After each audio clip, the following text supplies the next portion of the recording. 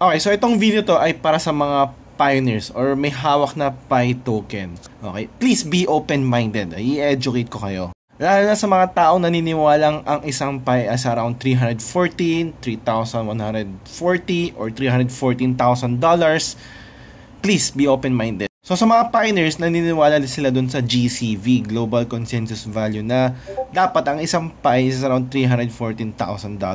Meron pa nga iba nagsasabi na dapat stablecoin yung Pi coin, dapat 1 Pi equals $314,000. Hindi po nag-work ganyan sa isang open market katulad ng pinagmamalaki yung malilis sa OKX, which is isang exchange kung saan it's an open market. Kahit sino pwedeng bumili, kahit sino pwedeng magbenta. Itong GCV na gusto nyo, hindi yan mag-work sa isang open market. Kung gumagana yun, edi sana nag-GCV na rin tayo sa piso na isang piso equals to $1. Lahat tayo nag-agree tayo mga Pinoy na piso equals to $1. Pero hindi, it's $1 equals to 58 pesos.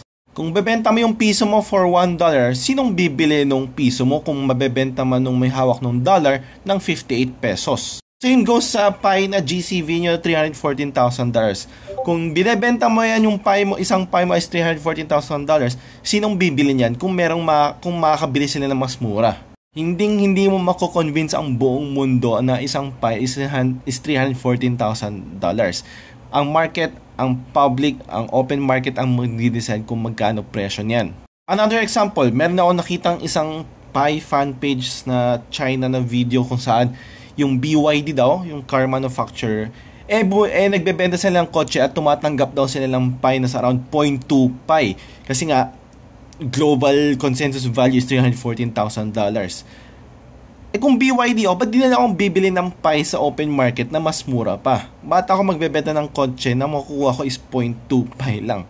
Nagigets nyo ba? I hope nagigets nyo, no? Alam ko marami sa inyo medyo bagong-bago pa sa crypto, hindi alam paano nag-work yung market, di alam paano nag-work yung supply and demand, but I hope na-gets nyo. And speaking of supply and demand, most of you, or probably 95-99% of you, hindi naman kayo bumili ng Pi. Na-earn nyo lang yan ng libre, no? Sa pagmamine. So, first things first, anong gagawin mo? Bebenta mo. Ba't kailangan mo ng Pi? Ba't ka bibili ng Pi? Saan mo gagamitin? Wala masyadong reason. So, nasaan yung demand na may taong gustong bumili ng Pi? Anong reason niya para bumili ng Pi?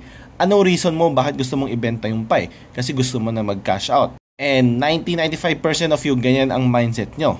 So, ano mangyayari sa open market? Marami magbebenta, babagsak yung presyo, dadami yung supply sa open market, walang masyadong demand, babagsak ang presyo. Itong mga pioneers na naniniwala sa GCV, kayo ang magiging kawawa once na pwede na kayong mag-trade. Kasi, iisipin nyo, let's say, 0.1 or $1 per Pi ang nasa open market. Naniniwala talaga kayong aabot siya ng $314. So, iisipin nyo, undervalued yung Pi. Papasok pa kayo ng pera. Wala naman talaga kayong masyadong alam pagdating kung paano ba nag-work to. So, mangyayari, magugulat ka, magtataka ka, bakit pabagsak yung presyo. Kasi nga, marami nga taong nagbebenta. Marami sa inyo ang gusto magbenta. After 6 years na pagmamine nyo, tingin mo hindi ka magbebenta? And please lang, huwag kayong maniniwala sa mga taong mag-hold daw sila ng Pi after mag-list, wala daw sila magbalak magbenta. Yan, may mga hidden agenda yan. Pag naniwala kayo na huwag nyong ibebenta, or pag naniwala kayo sinasabi nila huwag nyong ibenta, i-hold nyo lang, sila ang magbebenta. Pag nag-hold ka, wala masyadong magbebenta, babawas yung mga taong magbebenta. So, possible tataas yung presyo, then that's the time na siya ang magbebenta. Gagawin ka na lang exit liquidity. And most probably, hindi mo alam ano ibig sabihin ng exit liquidity. Basically, kinonvince yung mga tao na bumili, mag-hold para tumaas yung presyo, then ako naman, ibebenta ko para mabenta ko yung Pi coin ng sobrang taas na value, then babagsak siya. Ginawa ka nilang exit liquidity. Kinonvince ka nilang i-hold, wag mo ibenta para ako mauna magbenta sa inyo. Sa mga nagbabato ng mga accusation sa akin na nagmamind ako ng Pi, sobrang gas-gas na linya na yan, 2020, 2021, narinig ko na yan. Please lang, no? Mag-isip-isip muna kayo mabuti. Critical thinking bago kayo mag-comment ng ganyan. At sa mga pioneers na tiwalang-tiwala sa founder nila kasi daw graduate daw ng Stanford.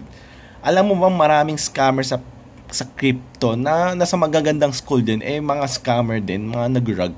So please lang, wag natin gawing basis yung education nila o yung background nila sa degree nila para masabing legit sila. Alright? Maraming scammer sa crypto na matatalino na scammer naman pala sila.